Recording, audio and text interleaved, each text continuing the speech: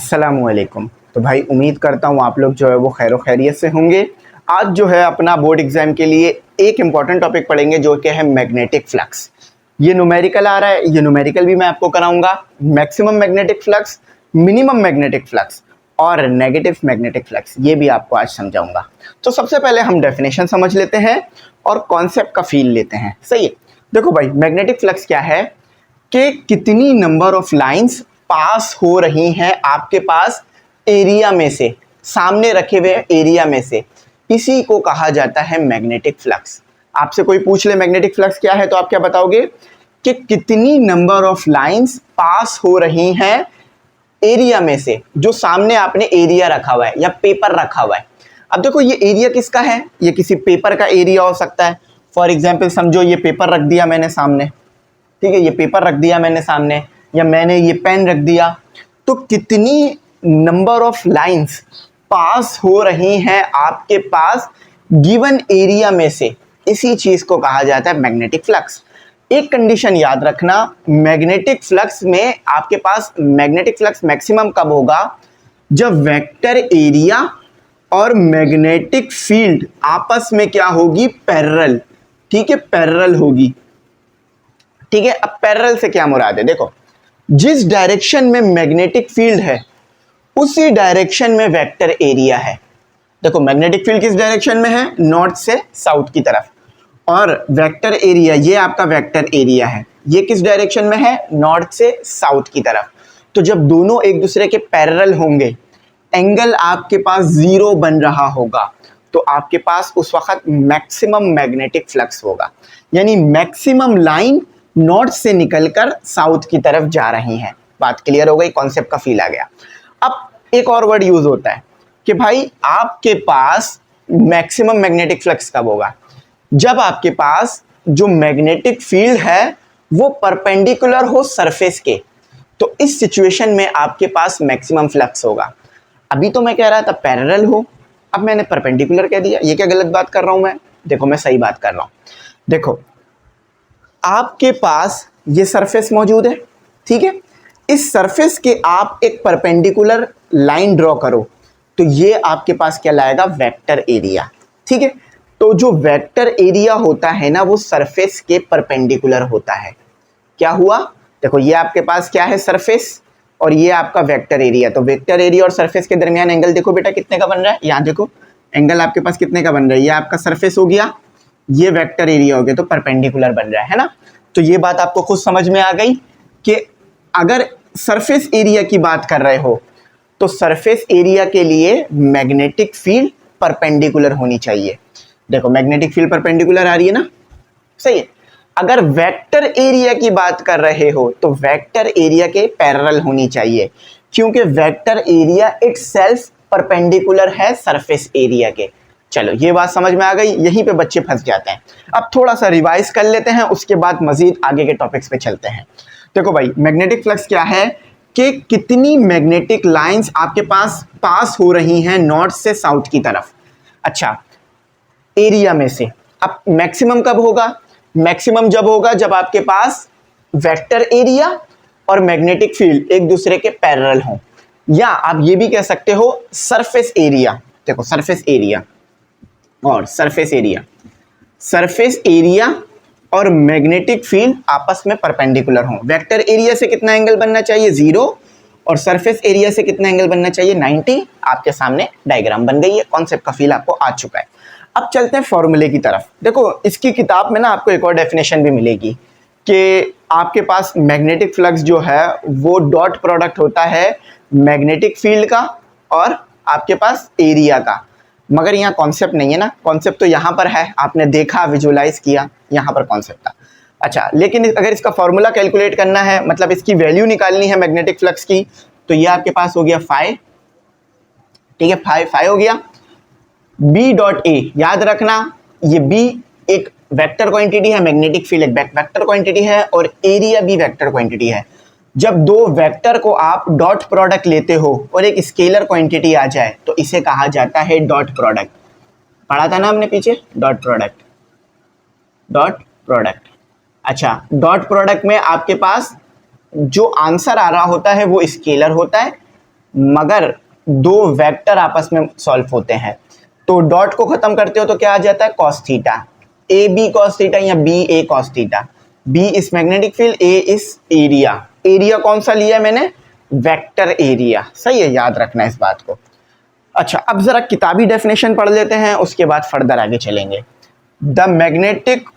The number of magnetic lines. और याद रखना एक बात और याद रखना, यहां पर जो आप स्टडी कर रहे हो ना, उसमें मैग्नेटिक फील्ड क्या है, ठीक है, मैग्नेटिक फील्ड जो है वो आपके पास कांस्टेंट है। कांस्टेंट से क्या मुराद है, जो मैग्नेटिक फील्ड की वैल्यू यहां आ रही होगी वही यहां भी आ रही होगी, वही यहां भी आ रही होगी, वही यहां भी। हमने मैग्नेटिक फील्ड कांस्टेंट ली है, मैग्नेटिक फील्ड वेरिएबल नहीं है। अगर मैग्नेटिक फील्ड वेरिएबल हो गई तो इंटीग्रेशन अप्लाई हो जाएगी। तो आपने इंटीग्रेशन अभी तक इतनी डिटेल में नहीं पढ़ी है, तो इसलिए हम कांस्टेंट को डील कर रहे हैं। सही है। अच्छा, कितनी मैग्नेटिक लाइंस, आप उसको मैग्नेटिक लाइंस ऑफ फोर्स भी कह सकते हो, पास हो रही हैं एरिया में से। एरिया देखो ये आ गया आपका, ठीक है, वेक्टर एरिया या सरफेस एरिया, जो कि परपेंडिकुलर होना चाहिए। अब देखो यहां पर इन्होंने एरिया का वर्ड यूज किया है, मगर यहां एक और अल्फाज भी होना चाहिए था, सरफेस, क्योंकि मैंने तो आपको एरिया वेक्टर भी पढ़ाया है, एरिया सरफेस भी पढ़ाया है, इसी वजह से दोनों पढ़ा दिए मैंने आपको। अगर एरिया वेक्टर होगा तो एंगल 0, एरिया सरफेस होगा तो एंगल 90। तो यहां पर सरफेस एरिया की बात हो रही है। तो देखो एरिया आपके पास परपेंडिकुलर है मैग्नेटिक फील्ड के, perpendicular to it is called magnetic flux. Flux का मतलब होता है फ्लो करना। सही है, जैसे आपके पास पानी फ्लो करता है, इसी तरह देखो मैग्नेटिक फील्ड भी नॉर्थ से निकल के साउथ की तरफ जा रही है। एक छोटी सी और बात, फिर आपके कॉन्सेप्ट और अच्छे क्लियर हो जाएंगे। ये बात मैं पहले शायद आपको नहीं बताया, इसलिए मैंने आपको बतानी है, ठीक है। देखो आप अच्छी तरीके से जानते हो कि मैग्नेटिक फील्ड जो है उसकी डायरेक्शन क्या है, हमारे पास नॉर्थ से साउथ। अगर मैग्नेट के अंदर बना रहे हो तो ऐसे डायरेक्शन आती है, ठीक है, ऐसे आती है। मगर याद रखना मैग्नेटिक फील्ड की डायरेक्शन मैग्नेट के अंदर इनसाइड नॉर्थ, साउथ से नॉर्थ होगी बेटा, ठीक है, समझ गए, साउथ से नॉर्थ होगी। आउटसाइड क्या है, नॉर्थ से साउथ, इनसाइड क्या है, साउथ से नॉर्थ। तो ये मुश्किल चीज नहीं है, आप इसे अच्छी तरह से अंडरस्टैंड कर सकते हो, ठीक है। इस चीज को बस आपने अपने दिमाग में रखना है। इनसाइड साउथ से नॉर्थ, आउटसाइड नॉर्थ से साउथ। सही है, बात क्लियर हो गई। अब चलते हैं मैक्सिमम मैग्नेटिक फ्लक्स और मिनिमम मैग्नेटिक फ्लक्स। देखो भाई, मैक्सिमम मैग्नेटिक फ्लक्स की कंडीशन तो मैंने आपको पढ़ा दी कि जब आपके पास वेक्टर एरिया और आपके पास जो मैग्नेटिक फील्ड है वो आपस में एक दूसरे के पैरेलल हो। पैरेलल होंगे तो एंगल क्या निकालेंगे, 0 निकालेंगे। आप चाहो तो यही सेम डायग्राम यहाँ ड्रॉ कर सकते हो। ये जो मैं कंडीशन आपको पढ़ा रहा था मैक्सिमम के लिए है। अच्छा, तो अब मेरे पास क्या आ गया यहाँ पर, phi B A cos theta. अच्छा, अब देखो थीटा क्या रखा है मैंने, थीटा इज 0, तो cos 0 इक्वल टू हम जानते हैं अच्छी तरीके से 1 होता है। तो ये हमारे पास आ गया बी ए। तो देखो मैक्सिमम वैल्यू आ रही है ना, यानी जस्ट बी और ए रखो, आपका जो है वो आंसर आ जाएगा और ये मैक्सिमम होगा। अब मिनिमम कब होगा, देखो जब मेरे पास वेक्टर एरिया जो है वो परपेंडिकुलर हो जाए। वेक्टर एरिया की बात कर रहा हूं। फॉर एग्जाम्पल अभी आपके पास ऐसे रखा हुआ है वेक्टर एरिया, ठीक है, यूं परपेंडिकुलर, मगर ये यूं हो जाए, यूं हो जाए। यूं होने से क्या होगा, देखो इसके ऊपर से निकल जाएंगी, इसके नीचे से निकल जाएंगी मैग्नेटिक फील्ड, मगर इसमें से पास नहीं हो पाएंगी। देखो ना, अगर मैं ऐसे रख रहा हूं तो ये सारा एरिया इसमें से पास हो रही है मैग्नेटिक फील्ड। देखो मैग्नेटिक फील्ड समझो ये मेरी फिंगर मैग्नेटिक फील्ड है, इंडेक्स फिंगर, तो पास हो रही है। मगर अब मैंने यूं रख दिया तो देखो ये ऊपर से गुजर गई, ऊपर से गुजर गई, ऊपर से गुजर गई। तो इस सिचुएशन में क्या हो रहा है, मिनिमम हो रहा है। तो जरा बना भी लो डायग्राम ताकि आपको बात अच्छी समझ में आ जाए। ये आपका नॉर्थ मैग्नेट, ये आपका साउथ मैग्नेट, और आपका एरिया अब ऐसे आ गया है। आपका एरिया जो है वो पैरेलल हो गया है किसके, नॉर्थ और साउथ के। देखो इस तरह से पैरेलल हो गया है। तो अब आपकी ऊपर से निकल जाएंगी लाइंस, अंदर से नहीं जा पाएंगी। और वेक्टर एरिया क्या हो गया, परपेंडिकुलर हो गया है। देखो वेक्टर एरिया परपेंडिकुलर हो गया, ठीक है। ये भी ऊपर वाली जो लाइन बनाई है ये भी ऊपर से गुजर जाएगी। तो आपको ओरिएंटेशन सही समझनी है। तो अब आपका क्या आएगा, वही phi B A cos theta, तो नथिंग, बी ए कॉस 90 हमें पता है कॉस 90 इक्वल टू 0, जब 0 सबसे मल्टीप्लाई होगा तो 0 आंसर आ जाएगा आपके पास। ठीक है, ठीक है, 0 आंसर आ गया आपका। तो बस इस चीज़ को आपने जो है वो अच्छी तरीके से समझना है। इस चीज़ को आपने समझ लिया तो आपका काम जो है वो आसान हो गया। अब मुझे बताओ कमेंट सेक्शन में, ये आपका काम है, नेगेटिव मैग्नेटिक फ्लक्स कब होगा? नेगेटिव मैग्नेटिक फ्लक्स कब होगा? सही है, सेम इसी तरह की डायग्राम होगी, बस डायग्राम में बता देता हूँ, सेम यही चीज़ है। पहले वेक्टर एरिया क्या था? यू, मैग्नेटिक फील्ड की डायरेक्शन में। अब वेक्टर एरिया आ गया आपके पास anti parallel to magnetic field. अब आप बात समझ गए होगे। ठीक है, देखो पहले ऐसे था ना, मैग्नेटिक फील्ड उस तरफ है, एंगल 180 का बन गया आपके पास। सही, अब जरा कमेंट सेक्शन में मुझे जल्दी से बताओ कि मैग्नेटिक फ्लक्स क्या आएगा अगर आपके पास वेक्टर एरिया एंटी पैरेलल है। चलो अब न्यूमेरिकल करते हैं, उसके बाद फिर अलविदा लेते हैं। कॉन्सेप्ट समझ में आ रही है ना? बात जो मैं कर रहा हूँ आसान बातें कर रहा हूँ, ठीक है, मुश्किल बातें नहीं कर रहा आपको। मैंने इतना समझा दिया है कि अब आप नेगेटिव मैग्नेटिक फ्लक्स खुद इजीली निकाल सकते हो। अगर फिर भी मुश्किल हो रही हो तो गूगल का सहारा ले लेना, ठीक है, इजीली आ जाएगा। चलो अब पढ़ लेते हैं, एक छोटा सा न्यूमेरिकल कर लेते हैं ताकि फिर आप लोगों को और अच्छे कॉन्सेप्ट्स हो जाएं। बहुत छोटा सा न्यूमेरिकल है, ज़्यादा बड़ा नहीं है। अच्छा, इसमें आपसे कह रहे हैं, अच्छा यूनिट हमने अभी तक डिस्कस नहीं किया, यूनिट भी एक बहुत इंपॉर्टेंट चीज़ है। इसका जो यूनिट होता है वो होता है वेबर। इसका यूनिट क्या है आपके पास? वेबर है। ठीक है, वेबर एक साइंटिस्ट के नाम पर रखा गया है, मशहूर साइंटिस्ट है, उनके नाम पे ये वेबर रखा गया है। अगर वेबर किसके बराबर होता है ये देखना चाहो तो वेबर बराबर होता है आपके पास टेस्ला मीटर स्क्वायर। ठीक है, टेस्ला मीटर स्क्वायर। लेकिन ये एक और चीज़ के भी बराबर होता है, ये बराबर होता है आपके पास न्यूटन मीटर एम्पियर के। तो एमसीक्यूज में ये चीज़ पूछ ली जाती है कि 1 वेबर कितने के इक्वल होता है।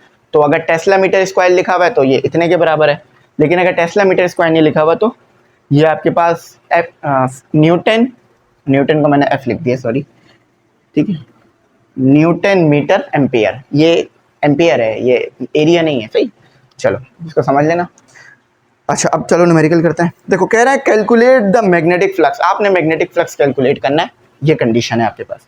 थ्रो अ रेक्टेंगुलर लूप, समझो ये एक रेक्टेंगुलर लूप रखा हुआ है आपके पास सामने। ठीक है, सर रेक्टेंगुलर लूप बना देता हूं मैं, ये लो आपके पास इस तरह से रेक्टेंगुलर लूप रखा हुआ है, उसमें से मैग्नेटिक फ्लक्स आ रहा है, वो आपने कैलकुलेट करना है। अच्छा डायमेंशंस क्या दी हुई हैं? अब देखो मैग्नेटिक लूप होता क्या है, इस तरह से देख लो, लूप की बात कर रहे हैं ना असल में, वो इस तरह से होगा। ये थोड़ा स्क्वायर शेप हो गया, थोड़ा सा अगर मैं रेक्टेंगुलर कर दूं, बल्कि अब स्क्वायर शेप हो गया, अब रेक्टेंगुलर लगेगा। ठीक है, ये आपको रेक्टेंगुलर लग रहा होगा आई होप। अच्छा इस तरह से आपके पास जो है वो एक लूप बना हुआ है। अच्छा अब इस लूप की डायमेंशन दी हुई है आपको, ये वाली दी हुई 10 सेंटीमीटर, ये वाली जो डायमेंशन है इसकी लेंथ दी हुई 10 सेंटीमीटर, और ये वाली जो डायमेंशन है इसकी लेंथ दी हुई 5 सेंटीमीटर। ठीक है, गिवन डेटा लिख लेते हैं, गिवन डेटा और 2 फाइंड। सही है। अच्छा अब देखो इसमें से यहाँ पर आपने नॉर्थ मैग्नेट रखा हुआ है और यहाँ आपने साउथ मैग्नेट रखा हुआ है, तो ऑब्वियस है कि लाइन निकल के इधर से पास होंगी, इसमें से यहाँ से पास होंगी। ठीक है, और रखा हुआ परपेंडिकुलर है हमने, आगे लफ्ज इस्तेमाल हो भी जाएगा। तो आपके पास जो है वो ब्रेथ और हाइट कह लो या लेंथ और हाइट कह लो, तो आपके पास जो है वो बी आ गई, ब्रेथ कह लेते हैं 5 सेंटीमीटर, हाइट कह लेते हैं आपके पास 10 सेंटीमीटर। देखो अब हम सेंटीमीटर में रख के कैलकुलेट नहीं करते हैं, तो इसको डिवाइड कर देते हैं, पहले हाइट ब्रेथ का काम कर लेते हैं। तो इसको डिवाइड कर देते हैं हम 100 से, तो हमारे पास क्या आ जाएगा 0.05 मीटर, और हाइट कितनी थी 10 सेंटीमीटर, तो 100 से मैं डिवाइड कर दूंगा तो ये आ जाएगा 0.1 मीटर। ठीक है, देखो ये दो आपकी चीज़ें निकल गई, हाँ ये दो आपकी चीज़ें आ गई। सही, अच्छा 0.1 कह लो या 0.10 कह लो, एक ही बात है। अच्छा उसके बाद कहते हैं place in a magnetic field, हमने इसे मैग्नेटिक फील्ड में रख दिया, ये आपकी मैग्नेटिक फील्ड है। सही, अपनी मैग्नेटिक फील्ड देख लेते हैं। मैग्नेटिक फील्ड हमें कितनी दी हुई है? मैग्नेटिक फील्ड बी से डिफाइंड होगी 0.2 टेस्ला। अच्छा अब सोल्यूशन कर लेते हैं, सोल्यूशन कर देते हैं। अच्छा देखो, मैंने कहा वेक्टर एरिया परपेंडिकुलर है, तो अगर वेक्टर सरफेस एरिया परपेंडिकुलर है, सरफेस एरिया परपेंडिकुलर है तो वेक्टर एरिया का एंगल क्या हुआ, थीटा इक्वल टू 0 डिग्री। ये याद रखना बात, ये बहुत इंपॉर्टेंट है क्योंकि परपेंडिकुलर और पैरेलल दोनों लफ्ज यूज हो रहे हैं। तो अगर सरफेस एरिया परपेंडिकुलर है तो वेक्टर एरिया 0 होगा, सही है। तो फॉर्मूला क्या है, यही ट्रिक है इन न्यूमेरिकल्स की, और कोई ट्रिक नहीं है। अच्छा, बी ए कॉस थीटा, अब एरिया नहीं है आपके पास, फॉर एरिया। अब एरिया किसका निकालना है, रेक्टेंगल का, रेक्टेंगुलर लूप है, तो एरिया ऑफ रेक्टेंगल, तो एरिया ऑफ रेक्टेंगल क्या होता है, B A is equal to breadth multiply by height. तो ब्रेथ कितनी दी हुई है, 0.05 मल्टीप्लाई बाय हाइट 0.10, तो ये आपके पास आ गया 0.025। चेक कर लेते हैं एक बार कि ठीक निकाला गलत निकाला। 0.05 मल्टीप्लाई 0. नहीं, गलत निकाला है, हाँ ये आएगा 0.5, सही है। 0.05 मल्टीप्लाई बाय 0.10 तो 0.005। अच्छा, अब आपके पास एरिया आ गया है, तो आप अपनी डिज़ायरेबल चीज़ निकाल सकते हो जो कि मैग्नेटिक फ्लक्स था। एम लिख देना छोटा सा ताकि पता लगे मैग्नेटिक फ्लक्स है। अच्छा, फील्ड कितनी दी हुई है आपको, मैग्नेटिक 0.2, और आपने एरिया क्या निकाला 0.005, और कॉस 0 1 हो गया, जस्ट आप इन दोनों को मल्टीप्लाई करा लो, तो 0.2 मल्टीप्लाई 0.005, द आंसर इज 0.001, 0.001। और आप यूनिट क्या आएगा, वेबर, ठीक है। टेस्ला भी लिख सकते हो, टेस्ला मीटर स्क्वायर भी लिख सकते हो, न्यूटन मीटर पर एम्पियर भी लिख सकते हो, लेकिन ज़्यादा बेहतर ये कि आप वेबर को मेंशन कर दो उधर, सही है। तो ये आपका अल्हम्दुलिल्लाह बिल्कुल ठीक है, 0.001 वेबर। अच्छा, वेबर में ना वैसे ये भी ठीक है, लेकिन पी लगा लो तो ज़्यादा बेहतर है, WP वेबर शॉर्ट में। तो आई होप ये समझ में आ गया होगा। इस वीडियो को यहीं तक रखते हैं, अगर कोई बात समझ ना आई हो तो कमेंट सेक्शन का इस्तेमाल करके पूछ लेना, और बाकी तो आसान थी चीज़ें, ठीक है। थैंक्स फॉर वॉचिंग, अल्लाह हाफिज़, किन की दुआ में ज़रूर याद रखना।